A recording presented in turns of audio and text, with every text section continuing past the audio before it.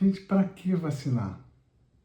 Você está lá expondo o seu filho a uma substância estranha, você não sabe o que tem lá dentro, injeta aquilo no corpo do seu filho. A indústria farmacêutica é cheia de problemas, tem muita suspeita de coisas erradas. Essas vacinas podem ter efeitos colaterais. Olha só, um perigo. É muito melhor deixar ele exposto à catapora, ao sarampo, que é uma doença que matava milhares de crianças por ano há pouco tempo atrás. A meningite, afinal de contas, é uma doença, né? Meningite é uma bobagem. De vez em quando morre uma criança aqui no Brasil, fica com sequelas, perde um braço, perde um pé, não, fica cega, surda, né? Deixar ela exposto à pneumonia, ou então uma gripe que pode complicar e levar ele para o CTI. Coisinhas assim que podem acontecer no dia a dia, mas muito provavelmente seu filho não vai ter. Tétano? Quem é que já ouviu falar de tétano, gente? Não tem tétano não, né? O Brasil tem o melhor programa de vacinação pública do mundo, minha gente. É um orgulho para a nossa nação, é um orgulho internacional, é reconhecido internacionalmente como o melhor programa de vacinação do mundo, em cobertura, em alcance, em número de doenças protegidas. E graças a ele, nós conseguimos reduzir muito o número de crianças que morriam por doenças gravíssimas como essas e também o sofrimento da criança, da família e as sequelas também que essas doenças muitas vezes deixam. O sarampo tem uma sequela que deixa o cérebro do seu filho totalmente inutilizado, que não é tão infrequente assim. A varicela, a simples catapora, pode complicar com uma septicemia. A meningite nem se fala. A poliomielite, que nós praticamente erradicamos e que até hoje você ainda vê as últimas pessoas com sequelas de poliomielite mancando na rua, impossibilidade de andar ou muitas vezes uma cadeira de rodas. Pois é. E a gente tem essa onda enorme de negacionismo vacinal, de gente cultivando a ideia de que vacinas são perigosas, que a gente não deve utilizar. E pior, essa onda está chegando ao poder. Nos Estados Unidos, um país que era uma referência internacional para toda a área da medicina, para quem todo mundo olhava, a partir do governo Trump, ele colocou como secretário de saúde, que lá corresponde ao ministro da saúde, um sujeito obsessivo que tem várias acusações na sua vida de uso de drogas, de abuso sexual de mulheres, enfim, um cara assim com um passado altamente suspeito e que tem feito um estrago terrível, não só na questão das vacinas, mas em toda a medicina, censurando cientistas, demitindo um grande número de pesquisadores, cortando recursos para pesquisas importantíssimas em todas as áreas, do câncer, das doenças infecciosas, na saúde pública, censurando milhares de páginas de sites da ciência médica, porque estão falando em gênero. Você não pode nem falar em gênero, quer dizer, você falar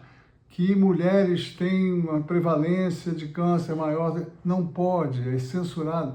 Coisas absurdas desse tipo que estão acontecendo nos Estados Unidos, que fazem com que associações como a Academia Americana de Pediatria, que é independente, e a Associação Médica Americana, que também é independente, não estejam mais seguindo as diretrizes das entidades governamentais, como o CDC, que é o Centro para Controle de Doenças, a maior referência em epidemiologia do mundo, e a FDA, que é a Food and Drug Administration, que regula toda a questão de alimentos e principalmente de drogas.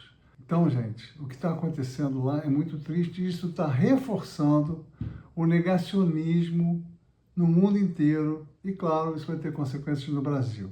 O negacionismo vacinal sempre houve há muitos anos. Ele começou com um trabalho que foi publicado numa revista chamada Lancet, que é uma revista muito conhecida, um trabalho falso que foi feito a partir de um médico com um grupo de advogados que queria processar a indústria farmacêutica, associando autismo à vacina MMR, a vacina triviral, sarampo, cachumba, rubéola, com 12 crianças apenas, imagina.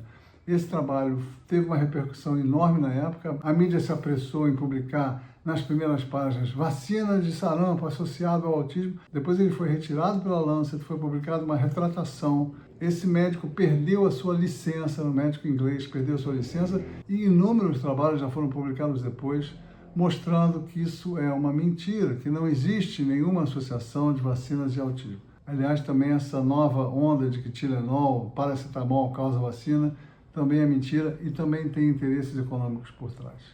Existe uma indústria de desinformação na área da saúde. É a área mais sujeita à desinformação, porque as pessoas querem se cuidar e aí chega uma pessoa dizendo assim: você tem que saber, a indústria farmacêutica não quer que você saiba. Isso anuncia uma teoria conspiratória.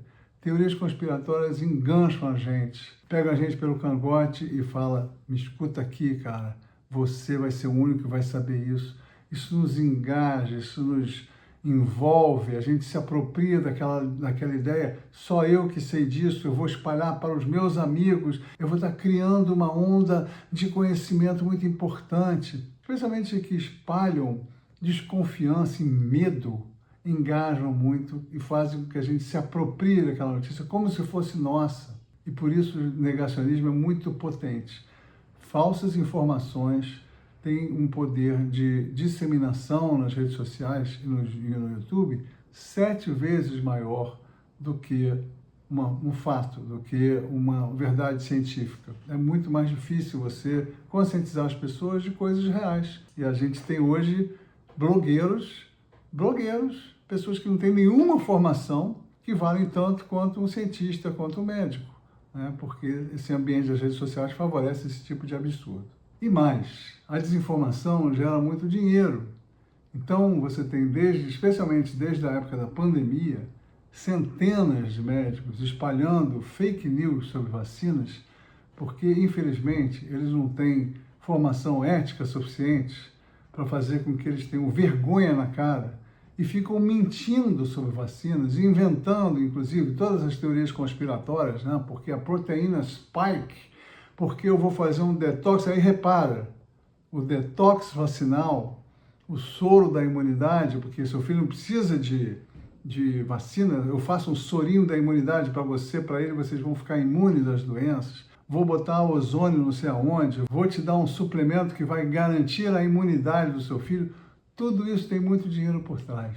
E eles ganharam dinheiro não só vendendo esse tipo de falsos tratamentos, também como cloroquina e ivermectina, falsos tratamentos, que não servem para absolutamente nada, que até hoje são pregados. Outro dia eu ouvi um post sobre ivermectina de um médico que teve a coragem de botar uma lista de mais de 20 benefícios da ivermectina, dizendo que era uma panaceia que curava tudo, que basicamente ali, se você tomar uma dose de ivermectina de tanto tempo, você vai ficar praticamente imortal, imune a todas as doenças, do câncer ao piolho. É uma coisa impressionante. É falta de vergonha na cara, gente. Então é importante lembrar para vocês, gente, que as vacinas, que já têm décadas e mais décadas de uso e de segurança e de efetividade comprovadas por inúmeros estudos, são uma tecnologia que é a mesma, vem do mesmo lugar que os grandes avanços da medicina hoje, de uma mulher que pode ser operada, que tem um câncer de ovário, você remove o útero dela, com o bebê lá dentro, coloca ali do lado, opera esse câncer de ovário, retira o câncer, coloca o bebê de volta, esse bebê nasce saudável. É a mesma tecnologia que permite transplante de face, que permite que a gente enxergue o corpo humano por dentro, que permite que a gente tenha robôs que penetram no corpo humano e fazem milagres e retirem lesões de milímetros dentro de um cérebro, que se a gente deixar ali, vai inutilizar essas pessoas, que insere eletrodos no cérebro para que um paciente de Parkinson possa ter uma vida praticamente normal, que avança em inúmeros tratamentos farmacológicos e que está curando centenas de doenças, que está modificando os nossos genes, editando os nossos genes para que a gente possa curar ou atenuar os problemas de doenças genéticas raras, inclusive. São milagres da tecnologia médica e que as vacinas fazem parte desse mesmo lugar, desse mesmo território. As vacinas são muito seguras, muito eficientes e elas protegem contra as piores doenças possíveis, que você não sabe mais que existem porque justamente as vacinas funcionam. Você não está vendo sarampo, não está vendo poliomielite, ou está vendo uma meningite aqui e ali, porque as vacinas é que estão fazendo a prevenção dessas doenças, fazendo com que elas praticamente desapareçam ou sejam muito menos frequentes hoje em dia. E a gente vê muito menos crianças internadas por Covid ou por gripe, porque as vacinas protegem não só contra o contágio, mas principalmente contra o agravamento dos casos de qualquer doença. Então lembre-se sempre disso. Se essas doenças hoje em dia são menos graves e menos frequentes, a grande razão são as vacinas.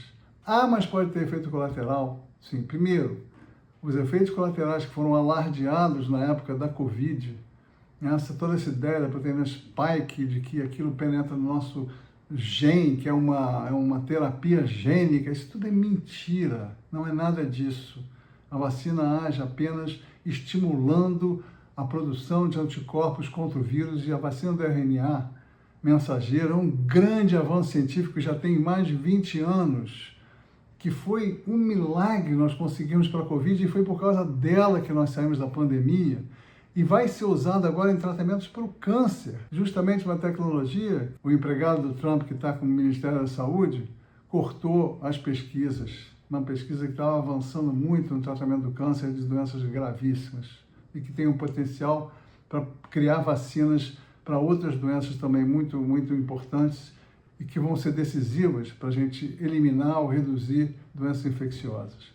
Muito cuidado, gente, com esses antivacinas que espalham mentiras, espalham desinformação e que ganham dinheiro aos seus custos. Não só vendendo tratamentos, mas monetizando vídeos. Na época da pandemia, eles faturaram milhões com as suas teorias conspiratórias, com essas ideias de que estavam vendo os cadáveres e viu as autópsias e viu a proteína spike fazendo estragos no corpo e que as mortes súbitas aumentaram. Tudo isso é mentira. É muito fácil falar isso sem nenhuma comprovação.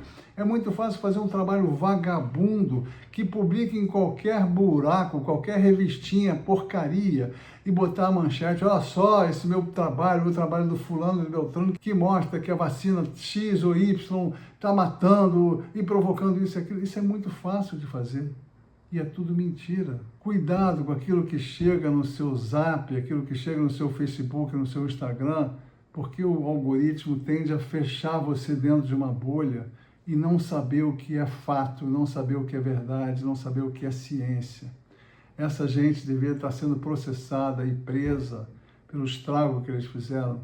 Na pandemia, se calcula que o negacionismo, por causa desses médicos e blogueiros, e por causa principalmente do que o governo Bolsonaro fez, negando vacinas, adiando a compra das vacinas, tentando ganhar propina em cima de vacinas, que vai ser agora investigado pela Polícia Federal, estimulando aglomerações, estimulando as pessoas a não usarem máscaras, vendendo falsos tratamentos, o próprio presidente ou seu ministro distribuindo cloroquina e ivermectina em cidades que estavam morrendo sufocadas pela incompetência de um ministro, um pseudo-ministro da Saúde, que sequer era médico, que dizia que não sabia o que era o SUS, minha gente. Esse era o ministro da Saúde no governo anterior.